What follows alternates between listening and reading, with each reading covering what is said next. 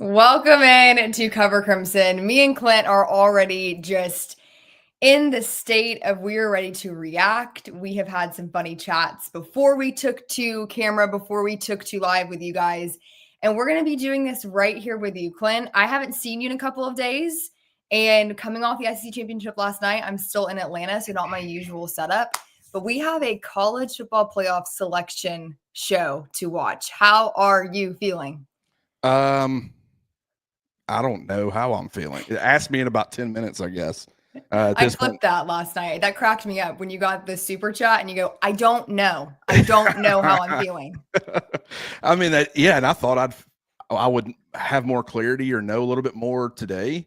I really don't. Daniel Lawler says Bama minus 385 right now. That means it's moving in Bama's favor. So that's good. Tino, appreciate you being here. Didn't drink last night, and I'm feeling hungover from that game. Tino. Same. Agreed. Last night when I finally got downstairs and my wife was watching Indiana and Ohio State, and I was finally glad to just say, let me just watch somebody else screw it up like Ohio State did, even though Indiana deserves a lot of praise for that. They do. But, I told her, I was like, I'm feeling very exhausted. It's just a lot. Like it felt like it was 10 p.m. at night last night, and it was really, I think by the time I got off the show, I mean, it was probably like, I guess closer to like 7:30 or something like that. I don't know. I mean, I still don't know how to.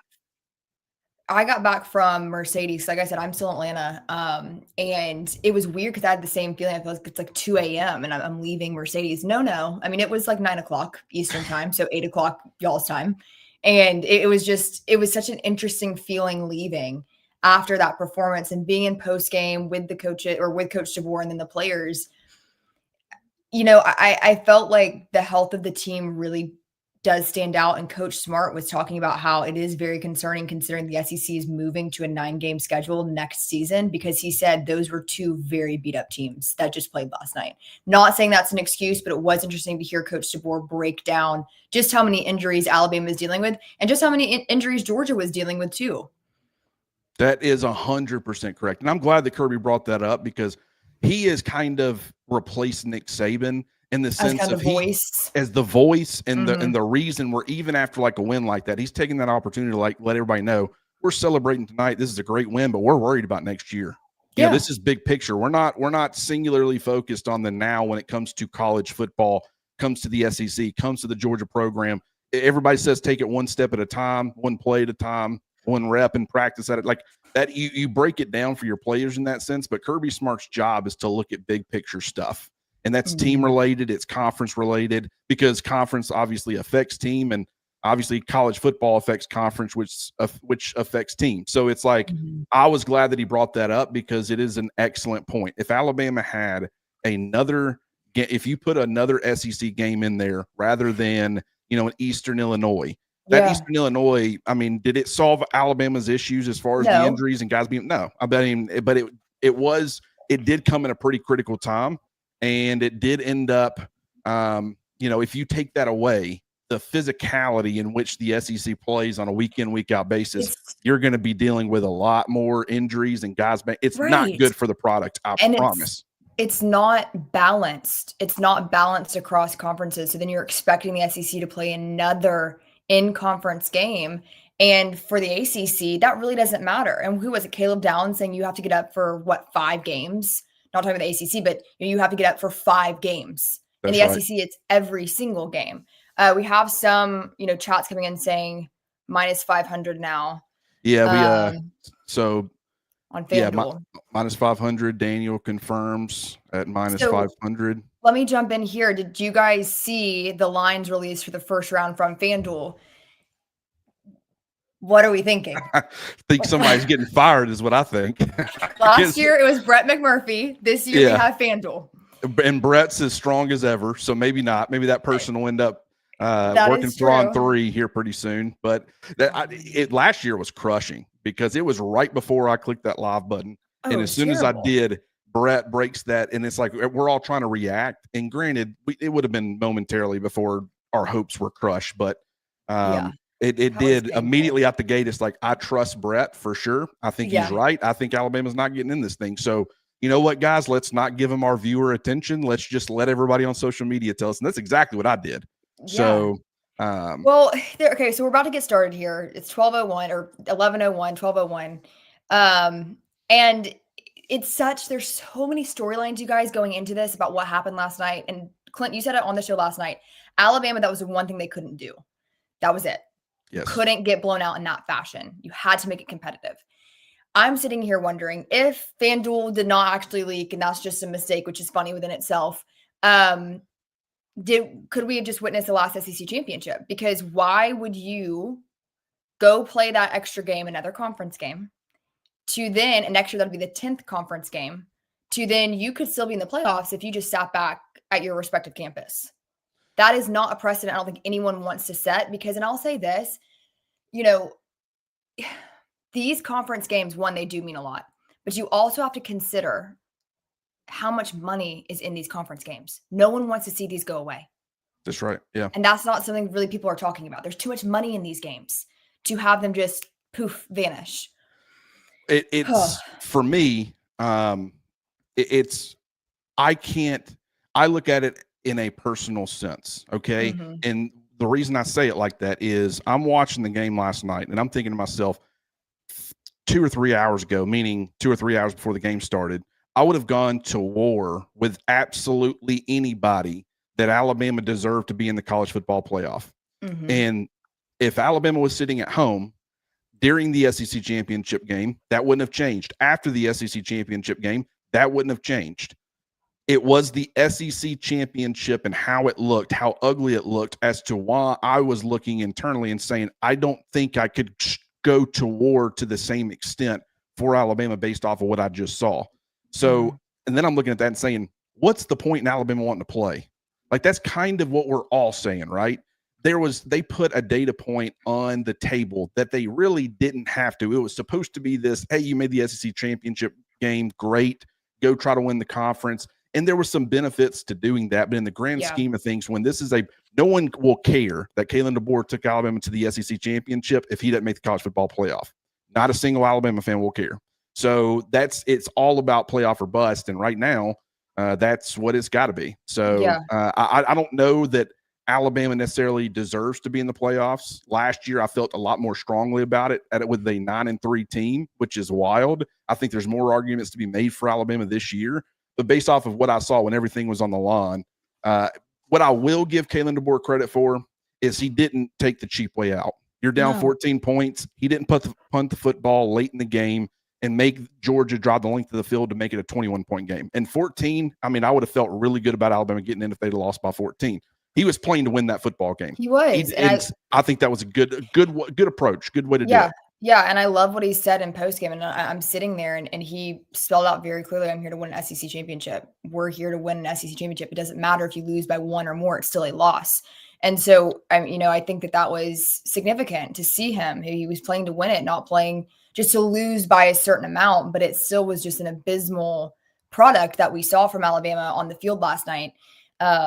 And so I'm really curious. And as you said, Clint, this was the one thing Bama couldn't do. And we wouldn't probably be sitting here on this live being so anxious if things had gone differently last night. But you know what? We're all in it together. And I'm glad that we get to do it with you guys, because that's what we love to do. We love to have these conversations, make you guys feel a part of the convo, because you are, and react along with you.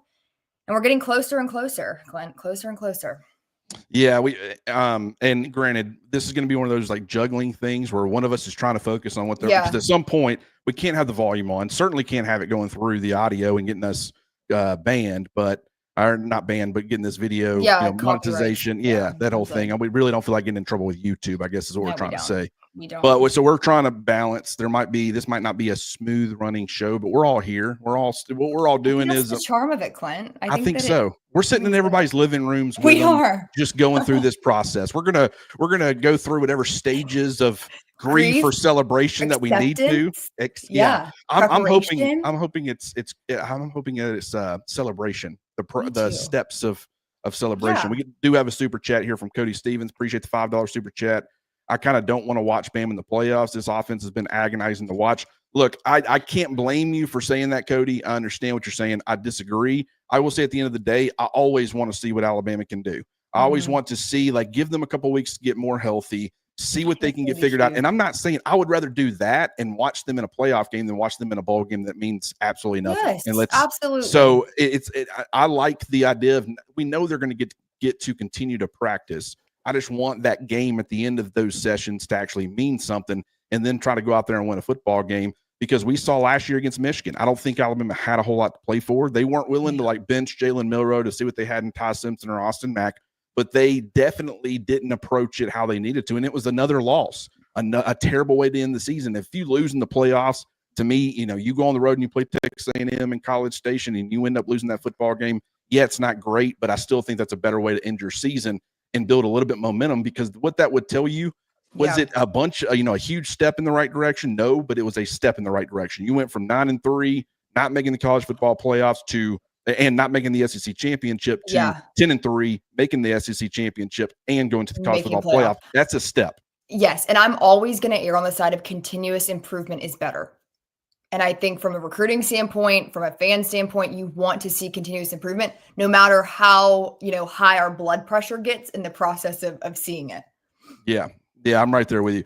I went back and watched, only had the TV copy, didn't have the all 22. So I'm still working through some things, and we normally go live on Sunday nights, and that gives me a little bit of time. A lot of times before, the first time I would go and have a video or some sort of content would be Monday morning with Jimmy. Now we go live on Sunday nights, but that's still enough time for me to go back and watch.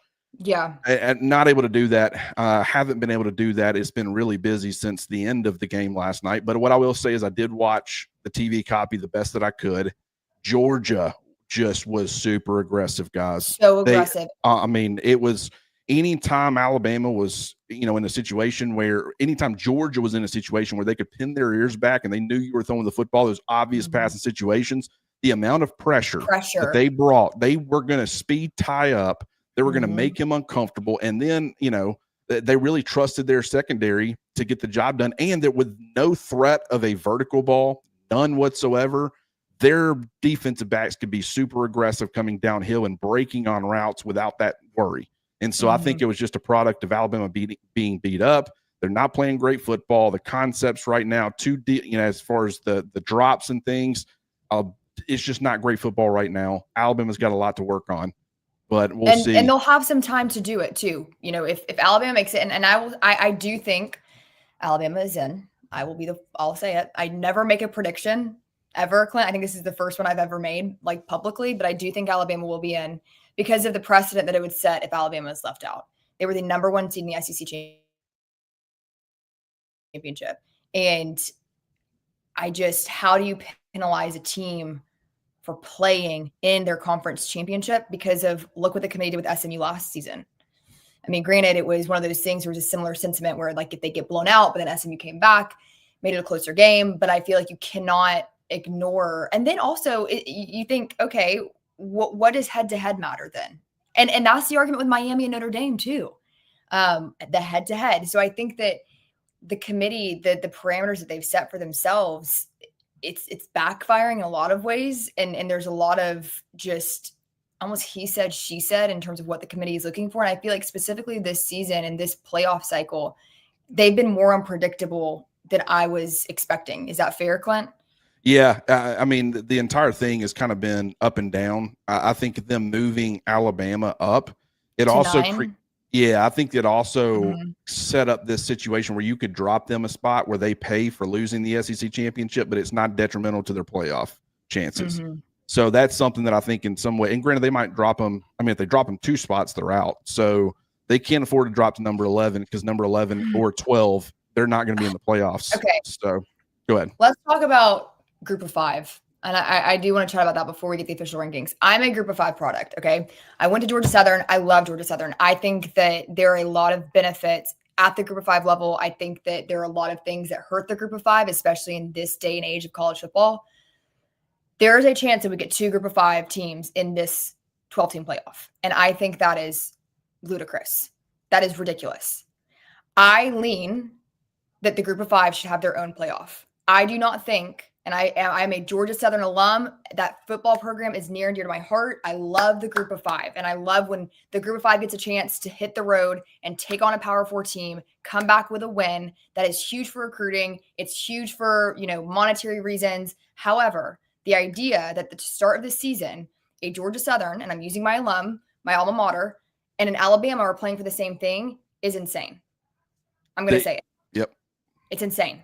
And I think that if you want the 12 best teams, I'm sorry, but it's not going to be Tulane and JMU in this. And here's the problem that I have with it, because I brought up on Twitter the idea of a play-in game. You don't give them a guaranteed spot in the actual playoffs. You say, okay, there's some teams on the bubble here. And right now, Alabama might be that team that would, if they had playoff or play-in games, Alabama might have to participate.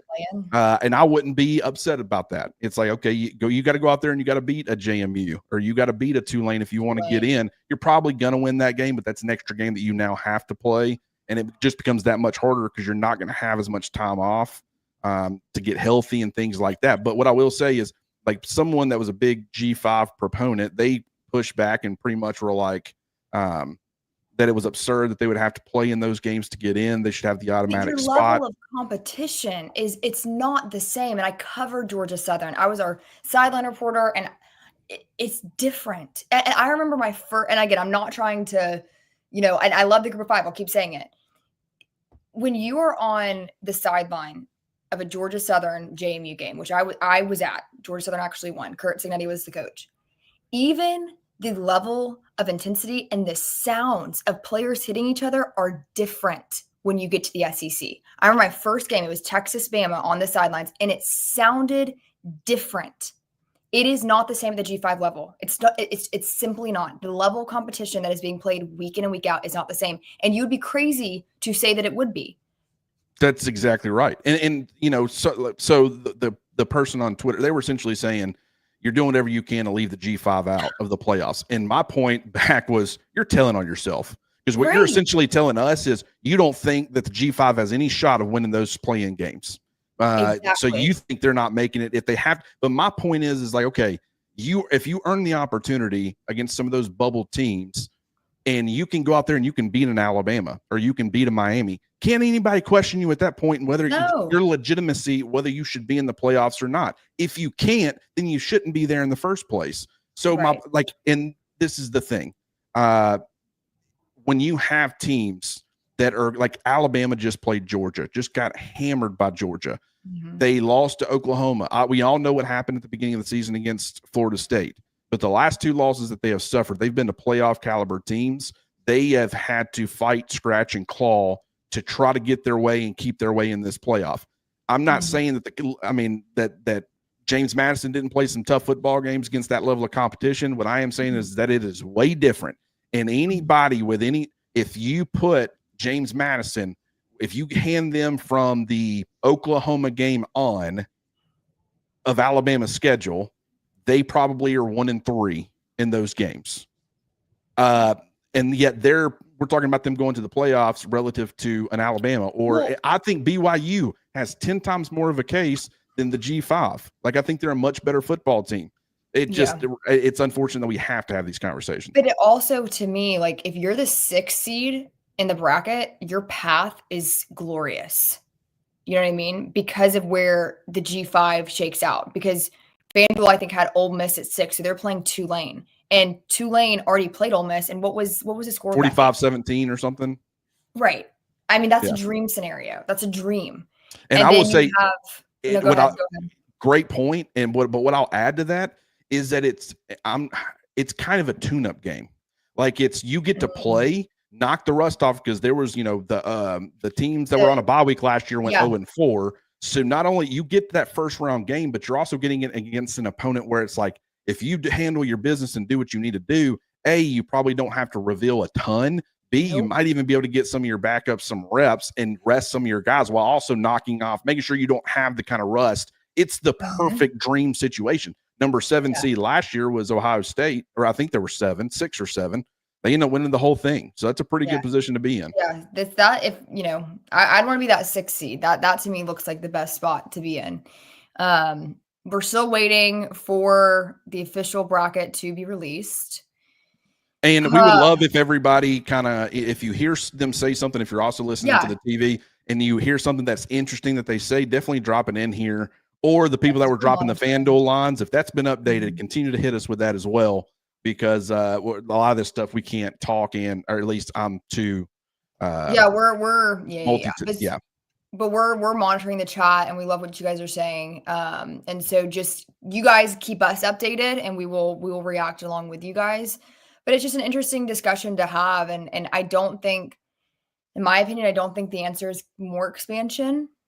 Truthfully, I don't think it is. Yeah, I agree with think that at this point, we're trying to find 12 teams that deserve to be in the playoff, and we're struggling to find 12 teams that deserve to be in the playoff. Yeah, that's also a very fair point. Getting to the game while we kind of bounce back and forth between this, kind of what was the feeling like? From what I heard, it's not surprising, but it was more of a pro Georgia crowd. Okay, and I got absolutely like eviscerated on Twitter for this. That was my third SEC championship in a row, being as a media member. And last year, it was Texas, Georgia, completely different vibe. It was empty. Like it did not feel like the SEC championship. There were a lot of Texas fans, but obviously that was going to be pro Georgia. 2 years ago, it was more 50-50. I mean, it was still lean Georgia, but it wasn't, from my memory of being there, it wasn't as evident that this felt like a Georgia home game. Last night, it was all Georgia. I mean, it got loud and it felt like this is just, a home game for Georgia and an away game for Bama. And I haven't, going back to 2 years ago, that was not the case. It was more, I won't say 50-50, but it was 60-40. Well, this year, not so much. Game script might have had a little bit of something to do with that, because it was kind of, Alabama did jump out on Georgia and they kind of maintained, and it was more of a back and forth. With this being all Georgia, Bama fans didn't really have a whole lot to cheer for. So that's true. Anyone who were in there were probably sitting in their seat, fuming like I was at home. No, I lie. I was pacing the entire game. It was one of those. Yeah, it was a pacing game. And no, what's funny is, from what I heard, like the TV broadcast, the copy, I guess that you guys were watching. So I'm not seeing all the replays. I'm not seeing like the camera zoom ins, but apparently they had that camera on the Bama coaching staff and on Ty Simpson the entire game for the reactions from them. I missed all of that because I was there, but I'm assuming that didn't really bode well for you guys at home when it came to the level of dismay you were probably feeling.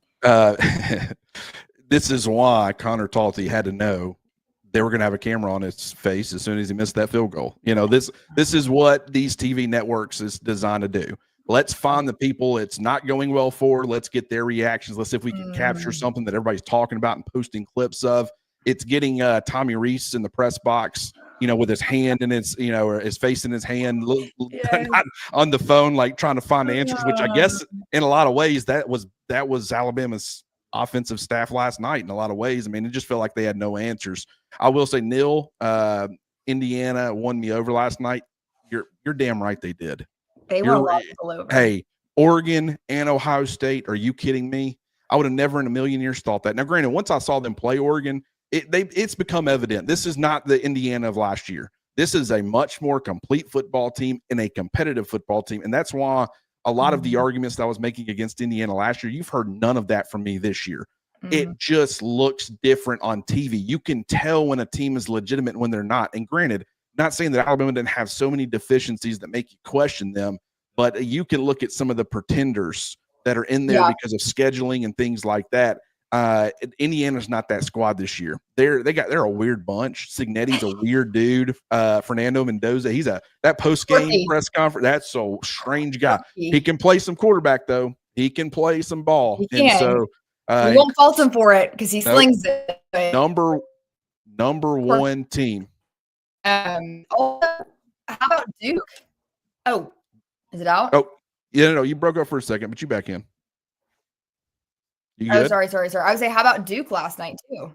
Yeah, can you hear me? Yeah, that's one of those things where it that should hurt Miami, in my opinion. I don't know what the odds are for. I'm guessing it's Notre Dame, Alabama, and Miami's the one being left out. If that's the way that they're going. Yeah. But when the ACC has a 7-5 team win their conference championship, not a good look. Not a good look at all. So everybody arguing in favor of Miami over Alabama. There's a lot that you can argue against Alabama, and I'm not going to dispute that. But there's a lot to argue against with Miami because they've looked really rough in some very. I mean, they've played some 8-4 football teams, some teams that are like not terrible by any means, but they've looked pretty bad in some of those games. Carson Beck, I actually compared Ty Simpson with the way he's been playing a little bit to Carson Beck last night because it's strange that he just has it's been progressively getting worse. I will say, and this is one of the things I meant to say earlier, going back and watching through how much pressure they were throwing at Alabama and how Alabama plays offense, it doesn't have anything that's going to, like even the screen game, it's longer developing screens. Some of those worked out great, but I don't feel like they do enough when teams are able to just throw the kitchen sink from a pressure standpoint. And I say it's not like they're sending 8 or something, but they're consistently sending 5 or 6 in any of those critical moments and the critical situations. Alabama had no answers whatsoever. If they end up being fortunate enough to find their way into this playoff, they better find some answers. Because I guarantee you, if it's Texas A&M in College Station, they're throwing the same thing at you that Oklahoma did, that Auburn did, that Georgia did. So they better be ready. And in practice, what you need to do is you need to say, we're sending 8 players. We're putting 8 practice squad guys up on the line of scrimmage. And we're just sending pressure nonstop, making Ty uncomfortable, getting him on the run. Over what, because that's exactly what it feels like. If you were to ask Ty, how many were they sending? He probably, I feel like 12. Geez, I mean, I know there's only 11 guys on the field, and some of them were in coverage, but it felt like 12 guys were after me pretty much the entire night. Now, that's not absolving Ty of responsibility in this game or how he has played, but it is saying, I mean, it's just like in some situations last year with Jalen Milroe, sometimes just they're not being put in any position to be successful. I think you got to question some of these. Okay, so Indiana's number 1. This is now going live. We're going to pivot right here at the last second. So we'll so Indiana number 1, not surprising. They should be. They should be. I agree. After beating Ohio State. And Ohio State. Now, granted, Ohio State is still. I wonder, will they go Georgia too? I suppose, or will they go? Because Georgia got their 1 loss is to Alabama, who they got the revenge and kind of proved the second time around. 28-7, 21-point win. So you kind of help yourself. And I feel like you move up for winning. You don't. Yeah. So, I mean, I can see Georgia being number 2 and Ohio State being number 3. Who's number 4 is Texas Tech at this point. Got to be, right? Right. Yeah. Get your last minute predictions in, guys, in the chat. And I'm refreshing here. Ohio State's number 2. Oh, okay. They didn't drop them off at all. So I got to be honest. To me, that's a little strange. I would have thought that Georgia would have moved up. I kind of like that. That's telling me they didn't punish Ohio State for losing a football game. Which means that they shouldn't punish Bama. Yeah, and I say they didn't punish. They dropped them 1 spot. Right. You know, so they were number 1. Now they're number 2, but they didn't punish them a whole lot. They dropped them, and that is so the committee can remain consistent. But based off of what Georgia has done, riding that ship against Alabama, I'm really surprised though that they didn't get 2. I was expecting them to get 2. I was too, but to me, that is the committee saying we were consistent. Ohio State dropped 1 spot. They lose a game that they played in their conference championship. We only dropped them 1 spot. So that actually, to me, is really. So you like it? You like that? I like it. I mean, granted, I think that bodes well. I think because what you're doing is you're trying to figure out what their arguments are going to be. Right. And we're playing a game of like Clue right now. Like 100%. So Georgia's number 3. That's not surprising whatsoever. Okay. I'm guessing Texas Tech will be 4. And Texas Tech looked really good. Give them credit. I mean, they're a really good football team that is not as battle tested as some of the others, but they definitely on paper, and not on paper, the eye test tells you that's a really good competitive football team that, you know, they can have some issues, but I definitely think they're a top 5 football team and definitely probably deserves, based off of how things played out, a first-round bye if that's how it ends up going. Also, the fact that we're living in a time where Indiana is 1 is kind of crazy. If you think about it. And Vanderbilt is competing for they're right on the outside. Yeah, that's kind of, and Georgia Tech there for a while was in the conversation. Yeah. We're in a new era of college football. We are in a new era, Clint. All right, so these are all going to get first-round buys, and last year that didn't bode well for them. So I'm curious to see what's going to happen there. Now, granted, and I will say, like, it's still too small of a sample size because two of those teams were Boise State and Arizona State, who were the kind of the teams that really shouldn't have probably. I mean, I'm not saying Arizona State, but you get what I'm saying. Yeah. So the And fact, so like two of those games don't really count. They were expected to lose. The other two, Texas Tech at 4. Okay. This is all very interesting, guys, and we might have some pauses here. Just work with us because we're trying to react, and I'm trying to wrap my mind around some of this as it's happening. You're all and Clint's doing a great job because someone says, I'm feeling kind of clueless. So I really appreciate your explanation. Right. We're going to work through this together because there's a lot of different routes and different storylines that are going to come up as we continue to go down the rankings. And of course, we're going to have to wait till quite a few minutes to see where Bama lands. Yeah. Oregon's in at number 5. Okay. So, I mean, that makes sense. Yeah. Only loss being to Indiana. So that, and Indiana being the number 1 team. And you also got Ohio State up there. Big Ten's well respected. Yeah, I mean, all that. Yeah, that makes sense. Let me pull up the team. I'm like doing the thing where Rammer Jammer thinks that Bama's going to be at 10. Bama in. Bama in. Now, granted, guys, if you're saying that, if you're working off hunches, tell us. I think. Yeah, let us know because we're like I'm refreshing the Twitter right now. That is my source right now. The official college football playoff. If you see something from Brett McMurphy breaking some news for us, let us know. Hey, they're 100% in. Who do you think is 6? I think it's going to be A&M. It's going to be 6. You're going to be A&M what? Number 6, not Ole Miss. Oh, you think so? Yeah. Let's find out. Let's find out. Ole Miss did stick at 6. Ole Miss did. Okay, Ole Miss is stuck at 6. Okay, so I mean, selfishly, I'm like, man, Ole Miss is really going to be happy with that because they're going to get a great. Would you have rather have played if you were Alabama sitting at 10? Would you have rather Ole Miss? Yeah, it's a that's it's a much travel. Yeah, I don't know. Yeah, that's why I was pulling for Texas A&M to be 6 and Ole Miss. College Station is a plane ride. Oxford is a drive. It's a drive. Oxford, you can get there. What was it in like? Or no, I guess it's Starkville that you can get in. It's like. Oh yeah. Yeah. From Tuscaloosa, it is. With a police escort too, you could be back real quick. Oh man. Dang, I was really hoping A&M would be bumped, but the way they lost to Texas, not good. Yeah. I'm like, come on. All Texas had to do was just be themselves, and then they decided not to be themselves. And okay, yep. So 7 is A&M. Pete Golding leading a college football playoff team. We knew that was going to happen. This isn't breaking news, but it's just what a time. Weeks too late. Breaking news. Pete Golding. All right. Yeah. How are we feeling, guys? Let us know in the chat. Oh, the BD James is freaking me out. I'm freaking out too, brother. I'm a duck on water right now. I'm trying to show my heart rate is starting to increase. Yeah, I don't have I specifically didn't wear my watch because I didn't either. I didn't need my watch to let me know. I know my heart's racing. You ain't got to. I don't need number 8. Who do you think it's going to be? Oh, it's Oklahoma. Oh, it's Oklahoma. Okay. So the Twitter guys, if you're on X, this is behind. Yeah. Oh, sorry. Yeah, I'm watching. I've got it pulled up on YouTube TV on my other monitor. So. OU. No. Oh, wow. Which, Alabama, they lost 2 of their 3 losses, number 3 and number 8. So. And you just go back to that OU game and you just think, man, if a few things. 9's going to tell us a lot. Well, maybe not. Now, I'm assuming. Well, I don't know if Miami's at 9. I think you're in big trouble.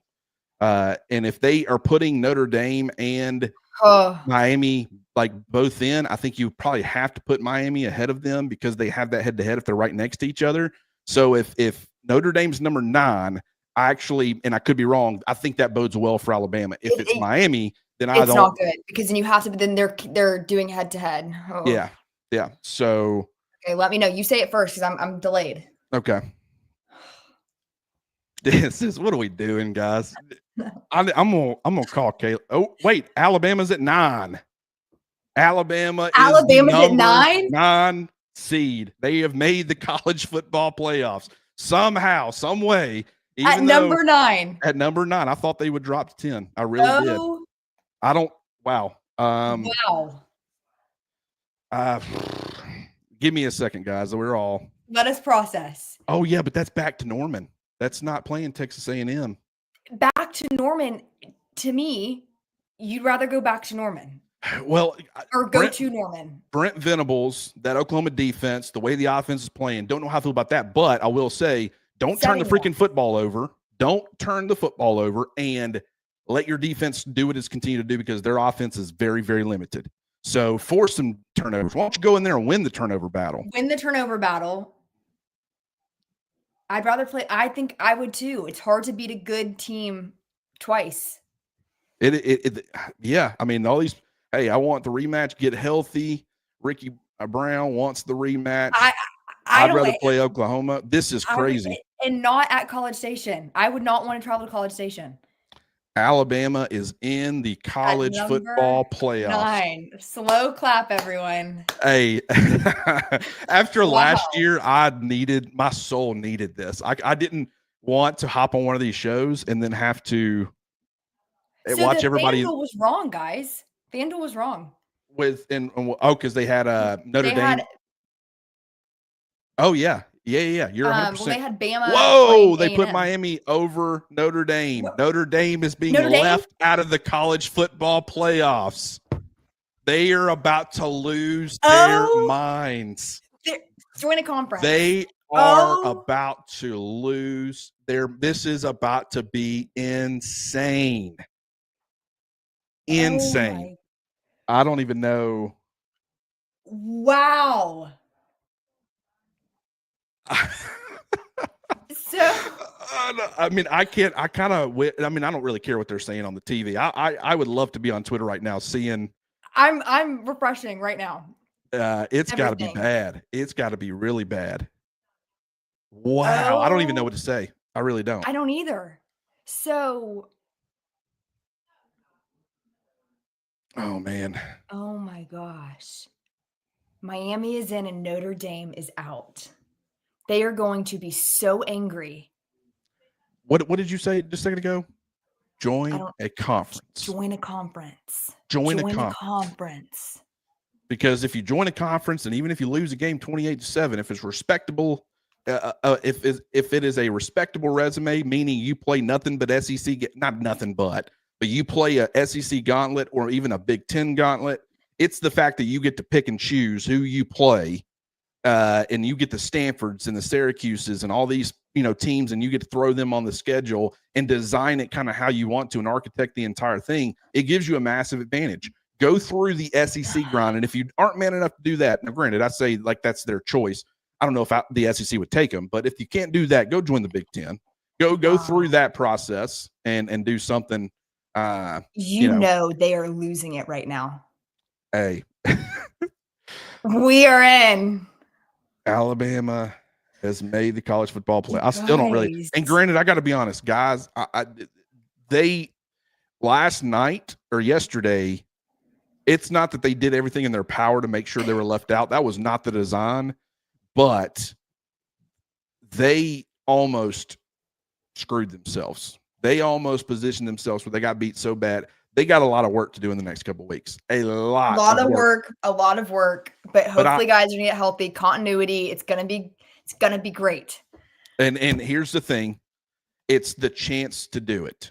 You are getting the opportunity to do it. That is, and they haven't even brought up 11 and 12. So Tulane's at the 11 seed.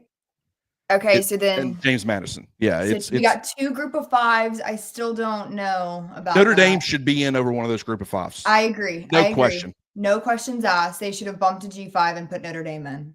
Yeah. For any Irish that are watching, I don't know why you would be, but we just yelled at you for not being in a conference. But we will say you guys should be in over. Hey, no conference is still better than G5 conference. Wow. Okay, I don't. I like that Bama is on Tech and Indiana side instead of Georgia and Ohio State. Is that the bracket? Well, yeah, I guess. Yeah, they're not on the side of Georgia or Ohio State. I want to see a visual of the. That's a great point, Tino. Great point, Tino. Great Thank point. You. We loved your first comment. We loved that one too about your didn't drink but you're hungover. But I will say, if Bama can somehow get past Oklahoma, Indiana is going to be tough. They're going to be really, really tough. They're a hard-nosed football team. They play with a chip. They play with an edge, and that is an NFL caliber, a potential number 1 overall pick caliber quarterback that they got. It's not going to be easy for Alabama. I want everybody to know. It's not going to be easy. And let's you know what? Let's not even talk about Indiana. Let's talk about Oklahoma. That was foolish of me. I apologize. I'm thinking ahead. No, it's we're gonna go back. Going to Norman. Have you been to Norman, Clint? Have you made the trip yet? No, no. No, but I might have to. I might have to. This is Notre Dame first team out. James Madison came in at the 12 seed at number 24. It's sad that you're sticking a number 20 and a number 24 ranking next to a team and then saying they're in the 12th team playoff. I freaking hate that. I hate that too. With an absolute passion. And I do too. And now the only reason I wouldn't, if one of those teams is Georgia Southern, even then I'd be like, well, doesn't really fit. It's not going to be very fun. It's going to be, I'm already counting. It'll be an incredible atmosphere in Norman. I have been to a game there, but it was before they joined the SEC. Really cool stadium. They've got the big Jordan logo against the brick. That looks pretty cool, but it'll be rowdy. It'll be cold too. That's something to keep in mind. It's going to be cold. But I like the rematch. I like it better than College Station. I haven't been to College Station, but I think that. Well, what I will say is College Station, hostile environment, really good defense. Mike Elko, defensive-minded guy. So it's like either way, they were going to have a really tough matchup against a very difficult defense with a good pass rush. I think Oklahoma's defense overall is better than Texas A&M's. Texas A&M has really struggled actually at times in certain games, but I still think that Texas A&M's offense is more dangerous. The playmakers they have at wide receiver, Kevin Concepcion, obviously Mario Craver, like they got some guys that can ball at wide receiver. Offensive line probably better for Texas A&M. I just think that Alabama's defense matches up pretty well. Just don't turn the football over, and if you on special teams or on offense, and then if you can go out there and maybe get yourself a turnover or two for your offense, try to put them in some good positions. Alabama just figured out the hard way.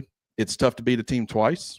Both teams, they played Georgia 2 times in a year that they have lost the second time around. Now Alabama gets a chance to kind of right that ship against Oklahoma. It was a close game last time, so everybody, all these Oklahoma fans and stuff were saying, it doesn't matter that they lost the turnover battle 3-0 and it was fluky, clearly the better team. We're going to find out. And if they can go to Norman and get a win, not saying they will, but if they can, I mean, I guess that'll put that argument to sleep. But what a last 40 minutes with you, Clint. I mean, I'm still processing. And I was laughing as you were chatting because I don't think that either of us considered this. I didn't. And I have no idea what they're saying. Not a single clue. You don't know what they're saying at all. This is just us. I know what Twitter is doing. Twitter is losing its ever-loving mind. I guarantee you there are everybody is pissed off. And that's not a Bama fan. And there's some Bama. I look, and for the Bama fans, Anonymous over here saying great Alabama gets to lose to Oklahoma again. I can't really blame you for feeling that way, to be honest with you. I really can't. What I will say, I still think this team can be a really good team. I think getting a couple of weeks to get healthy is really going to help them. And, we'll see what they do. Multiple weeks to prepare. And prayer. Yeah, and prayer. And it's a team that you've played, and they were Alabama beat Georgia. So Georgia's over here with that chip on their shoulder, that get back opportunity.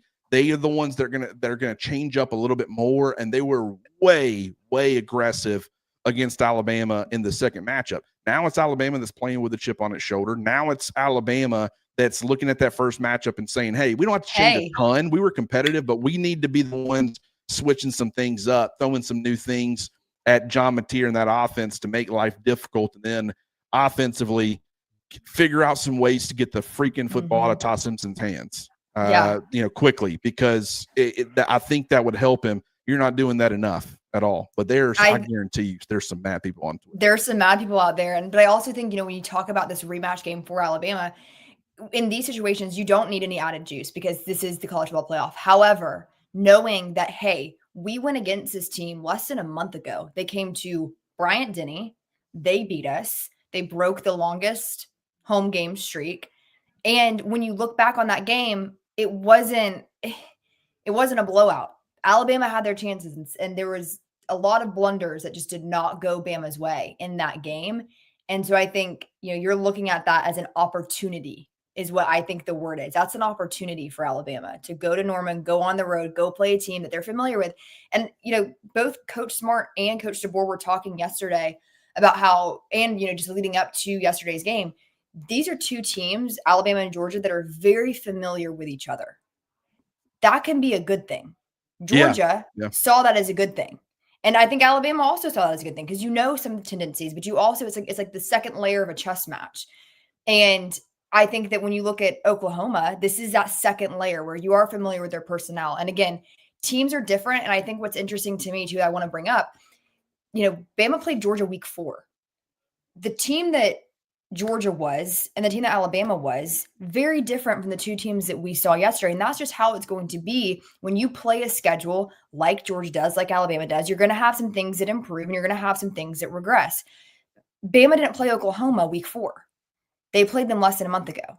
That is a good thing. That is a very good thing. From my vantage point, after talking with Coach Grubb, talking with Coach Womack last week about preparing for Georgia, that was a big emphasis. And again, there are things that since the OU game, specifically the run game for Bama, it has improved. And there are going to be things that, for OU, regressions, improvements as well. But I think that, the big difference with Georgia and Bama, that was week 4 compared to week 15. And now it's what week did they play OU? Week 12 or week 13? 12, I believe. 12. Yeah, 12, 13 was Eastern Illinois, 14 was Auburn. Okay. And 11 was LSU. Yes. Yeah. So with that being said, I think that also is a good, a good thing for Bama, and it goes back to that opportunistic nature of what they're walking into. Parker Brailsford is one of the best centers in college football. Agreed. On one foot, he's not even he just has not been very good. A couple of weeks to heal is going to really help him. Cam Dewberry was really starting to look like a solution at left guard. I thought against Auburn. I thought against Oklahoma. I thought he looked pretty good. Didn't play yesterday. Getting him back in a couple of weeks is going to help Alabama. It's going to help their offensive line. Their offensive line hasn't been great all year. It is not. But what you saw against Georgia in a rematch and in just a different mentality from that Georgia defense, on top of having your center is not 100%, your left guard, Geno Vandermark ended up leaving, and they had to turn to Will Sanders, a redshirt freshman. It made sense what we saw to an extent. Those two things are really going to help Alabama. You're going to have a couple of more weeks for your right guard and your right tackle, Michael Carroll, true freshman, Will Conformby right guard, to let those guys continue to kind of gel and play together. Let this entire offensive line get those guys back healthy. Let them play together and practice, gel a little bit. It should help. Not saying it's going to turn into a great offensive line. I'm saying it shouldn't be as bad as you saw on Saturday against Georgia. Getting Ty Simpson, if he's banged up, get him a couple of weeks off to kind of heal up a little bit. Maybe you get Jan Miller back. Maybe you're getting Josh Cuevas back. How much has Alabama missed him? Jeremy Bernard, I'm telling you, he is not 100%. I'm telling you flat out, he is not 100% right now, guys. Give him a couple of weeks. He'll be a lot closer. This offense, I'm not saying it's going to fix all of Alabama's problems. I'm saying it could look vastly different than it did yesterday against Georgia. It was an awful performance, and we're still going to hammer them tomorrow when I jump on with Jimmy, hammer that performance because it deserves to be hammered. But at the same time, does that mean that I think Alabama's toast and then they're going to go to Norman and get destroyed? Absolutely not. I still think Alabama's got a chance. And I want to list off, and this is a great tweet from Nick Kelly yesterday. So when we were in postgame, Coach DeBoer highlighted just the different ailments that guys are playing with. This is not excuse making. This is just for everyone's knowledge. Now that Bama will have those 2 weeks to prepare, this is context. So these were either guys that missed the Georgia game, got hurt in the SEC championship game, or Coach DeBoer mentioned are pitching through ailments. Again, this is from Nick Kelly. Great tweet from him. A great follow if you're not already following him. LT Overton, Jan Miller, Josh Cuevas, Parker Brailsford, Jeremy Bernard, Daniel Hill, Cam Dewberry, Dijon Lee, Xavier Brown, Geno Vandermark, Kevin Riley, Kelby Collins. And granted, Georgia had some key guys out too, and quite a few of them. Yes, but you start talking about your 1 and 3 running backs both out. Your number 2 running back not 100%. Your starting tight end out. Danny Lewis did play yesterday. It was not only was it the first time he had played in forever, but he's also still not 100%. Jimmy Bernard's not 100%. I don't think Ryan Williams is quite 100%. Ty Simpson, I don't think is 100%. Your starting center is not 100%. Your left guard was out. Your backup left guard ends up having to go out in the middle of the game. LT Overton, it's not just LT Overton the bandit. As Kalen DeBoer pointed out, the punt block, that was supposed to be his responsibility and get that check. You put a new guy in there. That shifted the whole momentum of the game. Before that, it was just a defensive struggle, and you were making Georgia's offense have to earn anything they were getting, and they weren't getting much. And then you handed their offense an easy layup to put points on the board and then really start to put pressure on Alabama, and the game flips. So tell me OT Overton doesn't end up making an impact in that football game. It's not excuses. It's telling you that, like, you talk about that. You talk about Justin Jefferson going out. You talk about Xavier Brown, who's been your best corner, your most consistent corner all season. He ends up going out. Like, all of these things end up – Kobe Collins, who is a player who could have helped in those 3-4 looks, playing that 3-4 defensive end. Maybe could have even helped a little bit at Bandit. Quay Russaw is a player who last night showed me or told me that he is still not 100% and he cannot be trusted with a full workload, because Justin Hill, the true freshman, he was playing way more. And I guess I got the snaps that I can look at here and tell you exactly what that ended up being. Hey, a guy I want to mention that he took a lot of criticism early on this season, Damani Jackson. Oh, yeah, great point. Yeah. Great point. Damani Jackson, like, and Caleb Edwards, true freshman tight end. I mean, I know we're talking about defense, but like Damani Jackson, Caleb Edwards, Jordan Renaud, they stuck out to me last night. I didn't like how much it was taking the there were several times where the defense was trying to get calls really late and then communicate. And we've seen that from Kane Womack at times. You know, he's trying to overanalyze things, and it's like, you make sure your guys are lined up and ready to go at the snap. I know you want to get in the perfect play call and everything else, but sometimes you just got to get rolling and get going. And I think that was pressure related. You know, I think that was just, everybody was feeling a little overwhelmed, and you're trying to get the perfect, hey, if I can call the perfect call, maybe we can get a turnover. Maybe we can turn this game, flip this game back in the other direction. Like, I get that, but make sure your guys are lined up consistently at the snap of the football. But speaking of Justin Hill, he played 44 snaps last night. That was the same amount as Yanze Pierre, the same exact amount. And Quay Russaw played 25. So almost 20 fewer snaps for Russaw. To me, that just told, I don't think that was Justin Hill just had a great week of practice. And we got Quay Russaw, who are trying to get on the field more. And we got Yanze Pierre, who's been one of our best defensive players. But the true freshman has just been so good that we're going to play him every bit as much as the Yanze Pierre and way more than Quay Russaw. I think it was Russaw. You got to go a lot of 3-4 looks because you're going against 12 personnel, and Russaw is not to a point right now where you can trust him with 40-plus snaps. By the time Oklahoma rolls around, you're going to get he can handle a much larger workload. Now, granted, they're not going to go 12 personnel nearly as much, really hardly at all, compared to Georgia. So you won't get Quay and Yanze on the field at the same time. But I think that while Justin Hill showed flashes, and I love some of the plays he made, there were also some times where Georgia was trying to exploit him. And so it's nothing against him. He's going to be a great player in due time. No reason to give up on him, but that's just something to keep in mind, all of this stuff. And I do want to say this.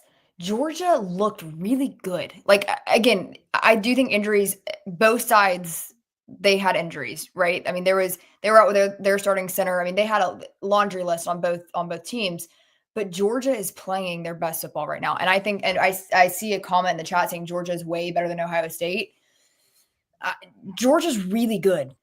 And really I think that seeing their progression since Bama played them week 4 until now, Gunnar Stockton especially, I'm their side of the bracket is definitely tough. So it's going to be interesting to see how they progress. But I do think that Georgia is a really, really good team.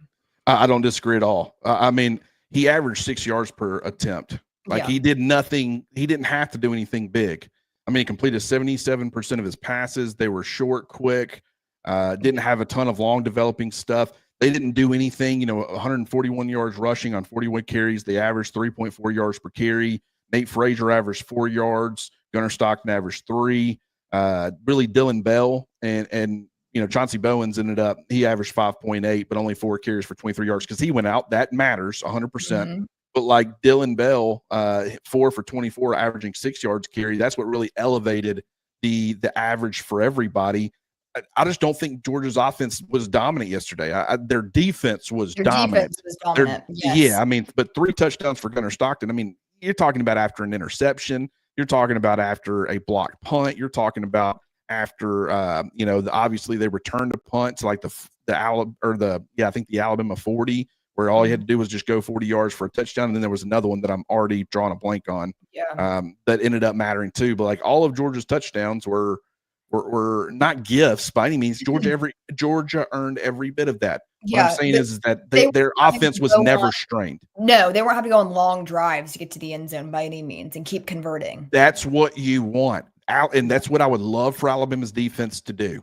Do what Georgia's offense, and when Georgia's offense is struggling by any means, but it's kind of like what Oklahoma's special teams and what their defense did for their offense against Alabama. It's that, hey, you're really struggling right now. Let's make it super easy on you guys. Let's make it to where, hey, you're starting this drive with like a guaranteed field goal attempt, and now there's no pressure. Just try, and there was never a point where Oklahoma was really pressured by Alabama. There was no point where Georgia's offense was ever really pressured by Alabama. They got to play this clean, free football the entire game because there was, because of the defense. And so I'm hoping that Alabama can get some guys healthy, and Alabama's playing really good ball on that side overall. Go do that. Try to help out your team. Now, the special teams has offered them nothing on that front all year. If anything has been a detriment, it has not been a help whatsoever. I'd love for a big return, or I'd love for a blocked punt or something, a blocked field goal, something to help you win a football game on special teams. Not seeing that a bit, so I'm not going to rely on that. It would be great if you get it, but defense, if they could do some things, I still think they can get the best of Oklahoma. Yeah, Tino says similar script to the OU game. I would absolutely agree. Tino, you're on fire. We've had like 3 of your chats come up today. It's pretty fun. Yep, 100%.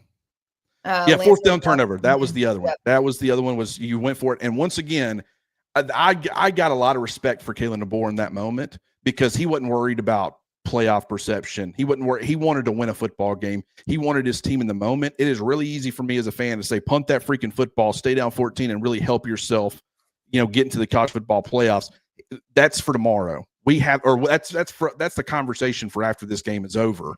We're playing to win this football game, and us going for it right now, given the situation, is what is going to help us. When I don't like the play call or the decision by tie, one of the two, but I will give them a lot of credit for that because it told me a lot about this staff and the way that they view things. Yeah, I agree. I mean, this has been great.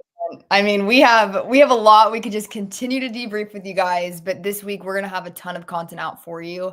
Clint and Jimmy are going to get to it and break down everything. And I can't wait to go back and watch this to see our reactions, Clint. I'm really excited about it. I kept thinking to myself, I'm like, I really hope what I was afraid that I was going to do is read it wrong, like not see something because I'm like half paying attention to it. And then, so like, I think mine was kind of like delayed where I'm trying to like process what I'm seeing. I couldn't believe they were at 9. That's why. You did. But that's why I was like, man, I'm seeing them at 9 and I don't think they're going to be at 9. I'm missing something. So that was fun though. That was what I was hoping would be last year's show. And then you just got to see me on here, not sob, but But like just so depressing. Gloomy. Brett ruined it for all of us. Yeah. What was happening. Sorry, Brett. We love you, but yeah, we do. You're like tied up somewhere, so you didn't leak him again. But man, Can you imagine? Wait, let's just pause. Can you imagine if that had gotten leaked this year? That Bateman was 9. Would anyone believed it? I don't know. The thing about the leaked thing from FanDuel that I thought was they still had Bama. No. They had Bama. Oh, this is what it was. They had Alabama playing Texas A&M, but I noticed that they had Alabama at 9 and Texas A&M at 7. So I was like, that matchup didn't make sense. What I was thinking at the time was, okay, well, maybe they just aren't changing the rankings, but they're saying what the matchups are going to be, and they'll wait until after the rankings to kind of change it. But that shouldn't have aligned. Yeah, so they had Alabama ranked number 9, playing number 7. That makes sense. So I was at A&M. Yeah, so that didn't make sense. But so I thought that might be a little bit off, and it ended up being off. But I think them putting some of those lines out there, I think they knew Alabama was in because it told us Vegas last week told on themselves, having Alabama being ranked behind Notre Dame jumped to all of a sudden minus 3,000 to make the playoffs when nothing had changed until that night. We ended up figuring out, okay, Alabama did jump Notre Dame. Now this all makes sense. Someone talked. Someone talked. So I knew that, you know, between that and then Brett McMurphy last year leaking it, I'm like, leaks can come out of this and probably will. So the fact that things were starting to climb for Alabama, I knew that boded well, and it ended up, you know, working out. So yeah. I mean, guys, this has been a lot of fun. EG, this has been a lot of fun. We appreciate everybody for tuning in. If you haven't already, get on over to rowback.com. Use the promo code Crimson20 to get 20% off your order. When you go to Norman for that game, you need a hoodie. You need a hoodie, and you need to be rocking some new gear, some new Alabama gear. It's going to be beautiful. I'm going to be rocking a Rowback hoodie when I go, if I go, but it's not going to be Alabama. Can't do that. It'll get me in trouble. But I got plenty of other. I can represent the brand without representing the brand. So that's what we're going to do. So you guys get on over to rowback.com. You use the promo code Crimson20 to get 20% off your order. And EG, you and I will be talking again soon.